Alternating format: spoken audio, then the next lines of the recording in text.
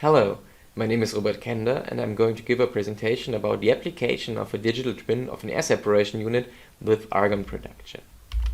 I'd like to start my presentation with the question, what does the term digital twin refer to in process industry? To answer this question, I had to take a look outside the box into other branches of industry. For example, one of the first definitions of a digital twin came from NASA in 2010. It says that a digital twin should contain the best available physical models.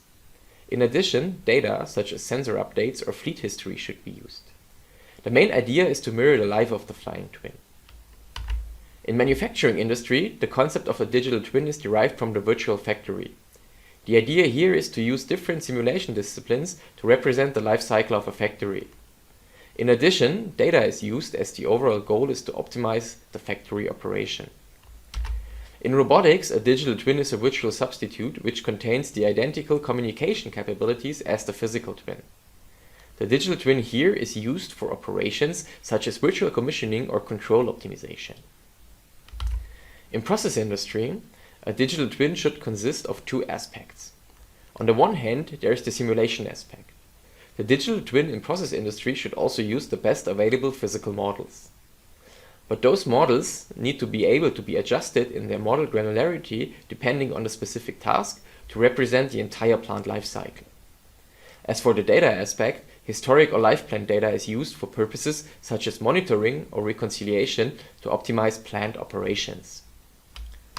In process industry, the term digital twin is widely used in commercial products. For example, Siemens PSE have introduced a digital twin concept for green or brownfield plants. With this holistic approach, they claim that they are able to represent and optimize the entire plant life cycle. Well, of course, I don't want to solely advertise Siemens PSE. All the other big players in process simulation, such as ChemStations, Aviva, Honeywell or AspenTech, also offer digital twin technology. Our research and this presentation focus on the simulation aspect, especially on the best available physical models. The data aspect is a future application. In the last two slides you heard a lot about plant life cycles. In this slide I'm going to give a short overview what a plant life cycle can look like. A plant life cycle begins with a design phase. The plant design phase is further structured into sales and equipment and process design. In the sales stage, process simulation is used for the proposal preparation. In case the company awards the proposal, this process simulation is further used for process optimization. This is then followed by equipment design and optimization. In the design phase, steady-state simulation is predominant. The second half of the life cycle is the plant operations phase. This phase is further structured into commissioning and operation optimization.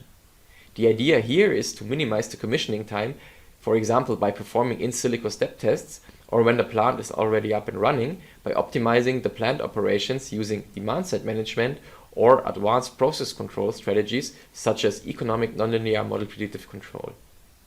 Here, dynamic simulation is predominant. Now, our idea is to combine design and operation phase. So we are combining process and dynamic simulation with equipment design. And what's more, we are using a pressure-driven simulation approach. The purpose of that is to develop highly accurate dynamic plant models. In case of air separation units, these plant models are called virtual ASUs. The virtual ASU is the core component of our digital twin. The virtual ASU is then connected either to historic plant data or to live plant operations via an innovative simulation infrastructure called SMILE. We can then make use of the data either in online or offline applications. The virtual ASU connected with process data represents our digital twin of an air separation unit. So far, the term digital twin was explained in detail. Now the question is, why do we need a digital twin of an ASU? To answer this question, we need to take a closer look at the German energy policy. The German government pursues the Climate Action Plan 2050.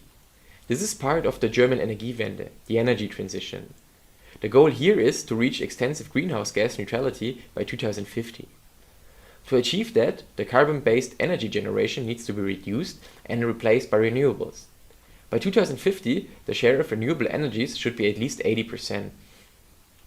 As you can see in the diagram below, the share of renewables in Germany is increasing steadily since the year 2000. The Climate Action Plan includes the so-called Synergy project as part of the Copernicus projects. The aim of this project is to adjust the industrial energy consumption to the volatile energy availability. Therefore, the operation of energy-intensive processes needs to be flexibilized. The sub-project Flex ASU focuses on a more flexible operation of air separation unit. In Germany, the total power consumption of all of Lindy's ASU is around about 930 megawatts, which is roughly 1% of the overall power consumption in the country. Our part here is to develop a digital twin of an ASU so that we have a highly detailed plant model which can be used for the optimization of load change procedures or as a control loop for the development of complex model predictive control MPC strategies for flexible ASU operation. The second half of the presentation focuses on the example of a digital twin of an ASU with argon production, which is shown on this slide. First, I'd like to give you an introduction to air separation. ASUs separate air into its main components, nitrogen, oxygen, and argon, by means of cryogenic distillation.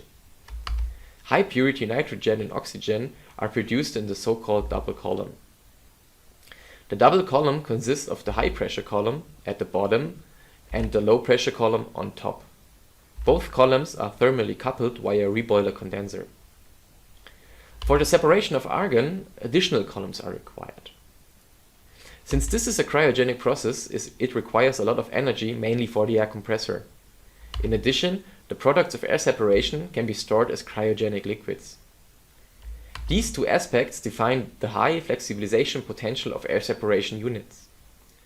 Well, of course, we face some challenges in the process. These are, for example, the high degree of heat and process integration, the high demands on product purity, and the highly nonlinear behavior, especially in the distillation columns. A major challenge is the increased complexity due to the additional separation of argon. Due to the low concentration of argon in the air, a lot of effort is required to produce high purity argon. As you can see here, some additional equipment is required, including a high number of additional column trays. An ASU with argon production has increased complexity regarding thermodynamics, equipment, process integration, and control configuration. What is even more important is that the argon production limits the load change rate of the ASU. In this presentation, we are going to present a startup scenario. This scenario is a benchmark for our digital twin for several reasons. On the one hand, the startup itself is a highly complex procedure. On the other hand, it is the numerically most challenging scenario due to phase change phenomena. However, the focus of this presentation is not on the phase change phenomena. Finally, the startup scenario is representative for the entire operating range, which is an important aspect for a more flexible operation. The aim of this study is to improve the degree of automation for the startup procedure using our digital twin. The startup scenario can be divided into three main steps: cooling and liquefaction, liquid level buildup, and column profile development. The focus of this presentation lies on the column profile development. The most interesting part of the column profile development is the start of the argon production. In order to produce high purity argon, the requirements for the argon feed conditions must be met. This is a challenging procedure since the low pressure column shows highly nonlinear behavior for this ternary distillation problem. In addition, the operating window to produce high purity argon is very limited. The possible limitations are either nitrogen or oxygen excess. Too much nitrogen in the argon feed would lead to a temperature cross in the argon condenser. This would result in the loss of liquid reflux in the argon columns, having a huge impact on the fluid dynamics. As a consequence, the production of argon is terminated. In case of oxygen excess, the fluid dynamics in the argon system remain stable due to the similar dew points of argon and oxygen. However, the desired argon product concentration cannot be reached. In the presented case study, we show a possibility to increase the automation of the high purity argon production. The initial condition is the plant operated in oxygen excess at the argon transition to ensure stable hydrodynamics inside the columns. We identified the main condenser level as an indication of the startup progress. Therefore, the oxygen product flow GOX can be defined as a function of the main condenser level. When the main condenser level rises above a certain threshold, the GOX flow is increased automatically and thus the oxygen excess in the argon feed is reduced. This makes the production of high purity argon possible. On this slide you see a snapshot of the low pressure column. The left graph shows the internal flows of the column. On its right, the vapor concentration profile of the low pressure column can be seen. The colored horizontal lines indicate the several side feeds or draws. As you can see, the column configuration is very complex. For this case study, the focus is on the argon transition. In the upper right diagram, the oxygen concentration of the argon feed stream is plotted over time. In addition, the argon product concentration as well as the oxygen product flow GOX are shown. In the lower right diagram, the main condenser level is plotted over time. At the beginning of this case study, the main condenser level rises to the lower end of the threshold. As a consequence, the GOX flow is increased. When the upper end of the threshold is reached, the GOX flow is ramped up to its target value. With the target GOX flow, the oxygen excess in the argon feed is reduced. Finally, you can see the argon purity increasing. At 78.7 hours, the level drops beneath the upper end of the threshold, resulting in an automatic decrease of GOX flow. The decrease of the GOX flow leads to an increase in the oxygen concentration in the argon feed. As expected, the argon purity decreases. At 83.6 hours simulation time, the upper threshold for the main condenser level is met again. Thus, the GOX flow increases to its target value again. Finally, with the GOX flow steady at its target value, the required oxygen concentration in the argon feed is reached, which leads to a constant production of high purity argon. This brings us to the end of my presentation. We have seen that a digital twin of an air separation unit includes a virtual plant representation. This virtual ASU is a highly accurate dynamic plant model which is able to simulate the whole operating range, including startup or shutdown scenarios. This model can be used for the simulation of the complete plant life cycle by adjusting the model granularity for specific tasks. An additional advantage is its simple maintenance.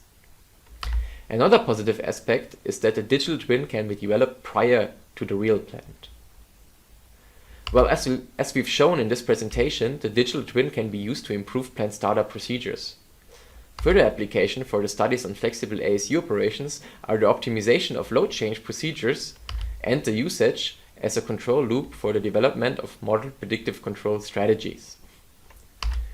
Before I finish my talk, I'd like to recommend the presentation of my colleague Felix Rösler, who is going to tell you something about a detailed dynamic simulation of heat exchangers.